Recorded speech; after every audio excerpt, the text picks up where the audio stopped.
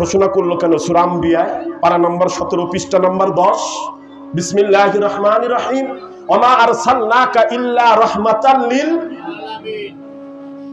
আল্লাহ পাক রব্বুল আলামিন, আর নবীকে বানাইলো রাহমাতাল লিল আলামিন। কোনো পার্থক্য আছে নি? পুরা জাহানের রহমত কে? রাসূল। আর মসজিদে ঢোকেন কি বলে? মসজিদের দোয়া, আল্লাহুম্মা আফতাহলি আবওয়াবা রাহমাতিক, মানে কি?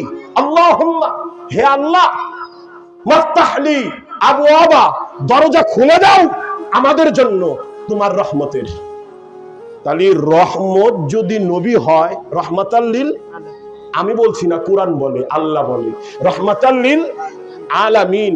রহমত যদি নবী হয়, আর ওই নবীর রহমতের দরজায় যদি তোমরা প্রবেশ করতে চাও, তো আনা মাদিনাতুল ইলমি ওয়া আলিজুন বাবুহা, মাওলা আলী হচ্ছে ওই ইলমের শহরের ওই রহমতের দরজা।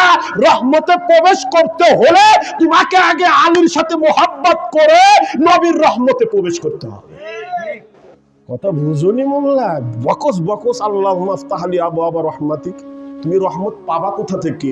নবী থেকে। আর নবীর কাছে যেতে হলে মাওলা আলীর সাথে সাক্ষাৎ করে যেতে হবে।